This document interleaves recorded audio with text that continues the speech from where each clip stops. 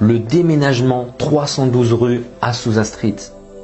Seymour et les autres comprirent qu'ils allaient devoir trouver un bâtiment plus grand pour pouvoir regrouper toutes ces personnes, afin que le réveil puisse se poursuivre. À environ 3 km de là, se trouvait un vieux bâtiment en bois de 2 étages laissé à l'abandon. Il était situé rue Azusa, une petite rue sans issue dans une zone industrielle de la ville.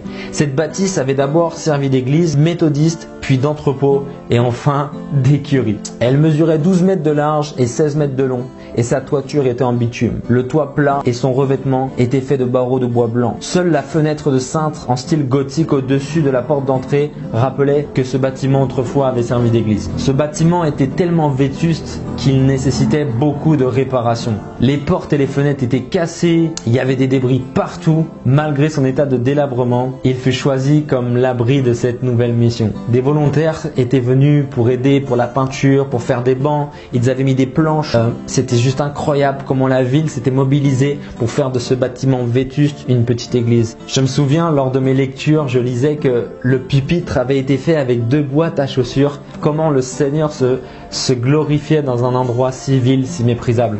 Le pupitre était placé au centre de la pièce, au rez-de-chaussée, autour duquel on agença de forme rectangulaire les bancs en bois. Quant au premier étage, il était divisé en plusieurs pièces et était destiné à 2 choses. La plus grande pièce servirait de chambre haute. On pourrait demeurer tout simplement pour recevoir le Saint-Esprit.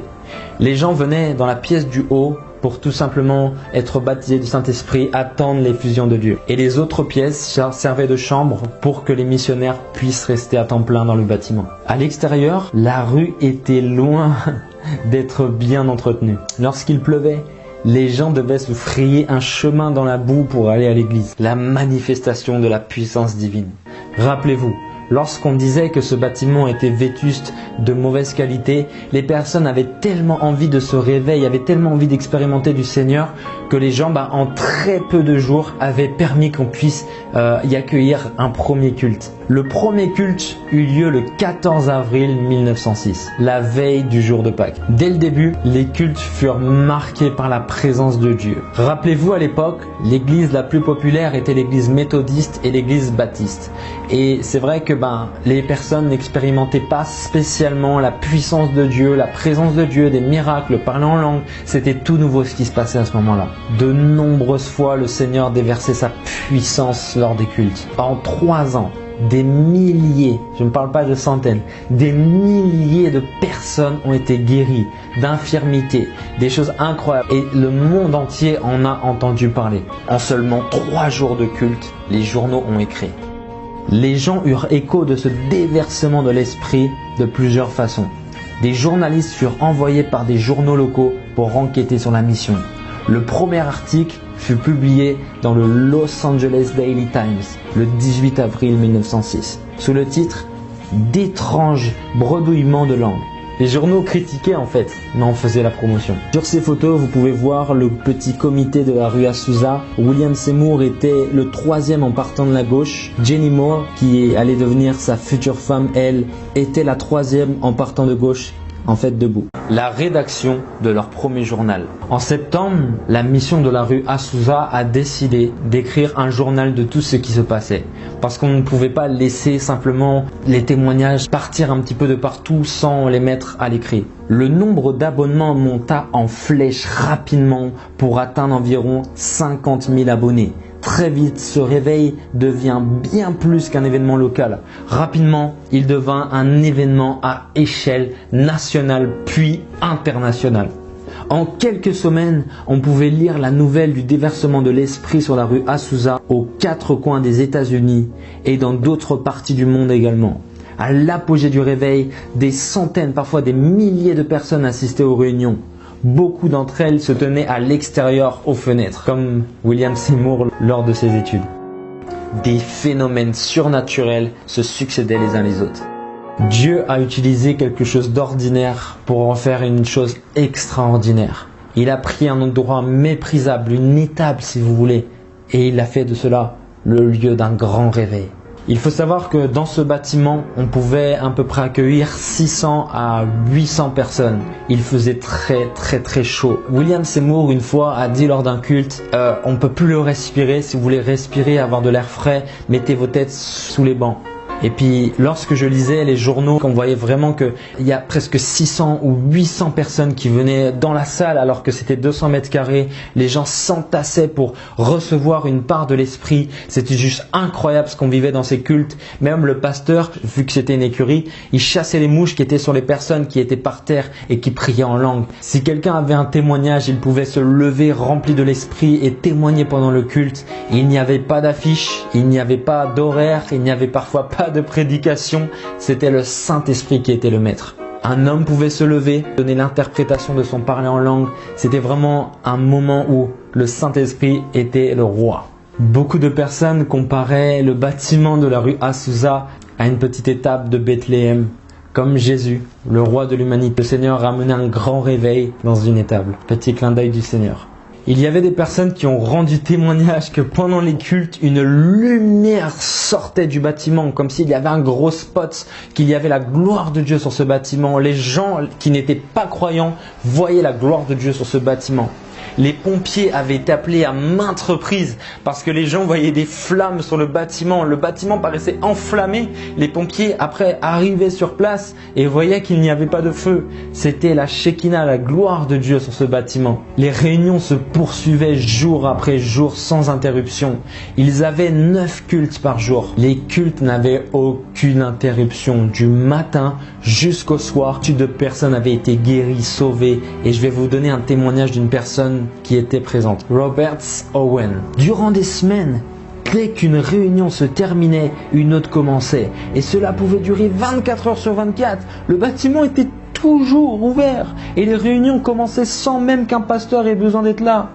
Owens poursuivit en disant « La puissance de Dieu se déversait à travers toute la pièce, quelle que soit l'heure, renversant les gens de droite à gauche. Souvent des masses de gens accouraient à tour de rôle jusqu'à l'autel à la recherche de la présence de Dieu. » Vous savez, ce réveil était tellement incroyable et a marqué l'histoire. Notez bien ceci. Jésus était bien trop grand sur terre pour rester dans une synagogue. Jésus était venu pour toutes les nations. De la même manière que ce réveil était bien trop grand pour rester dans une dénomination. Toutes les appellations venaient rechercher le Seigneur. Robert Owen a également dit ceci.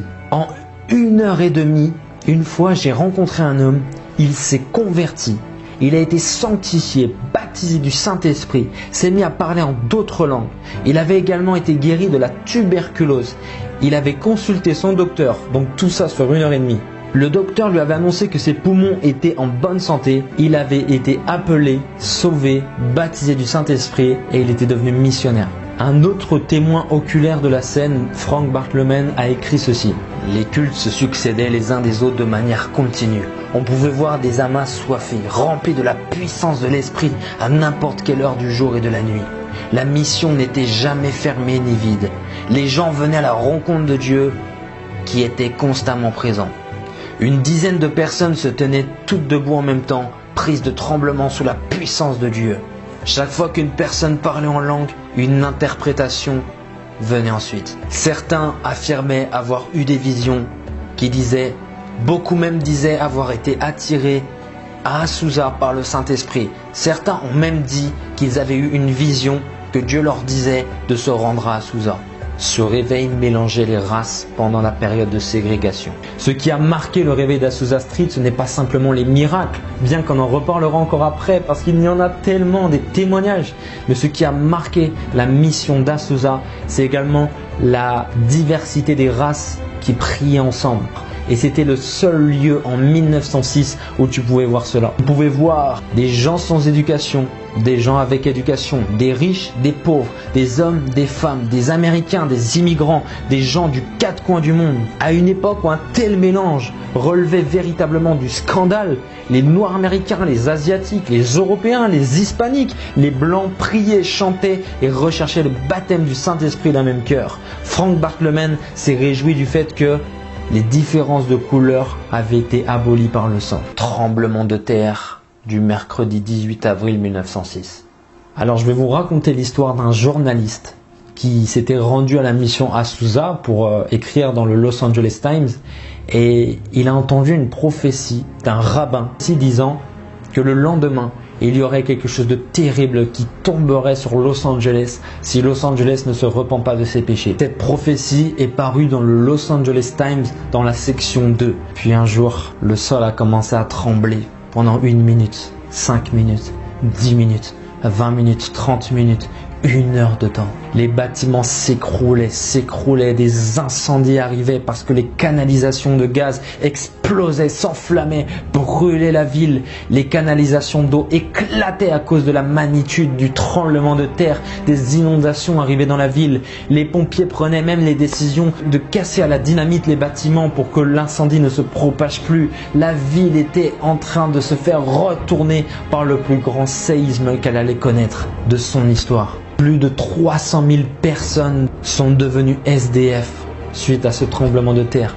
Plus de 10 000 personnes sont mortes. Frank Bartleman a même écrit ceci. Lorsque je priais à 12 heures, je ressentais les tremblements de terre. Ce qui est beau, c'est que Frank Bartleman, qui était de cette mission, la veille avait distribué 10 000 tracts disant le dernier appel avant que tout cela arrive.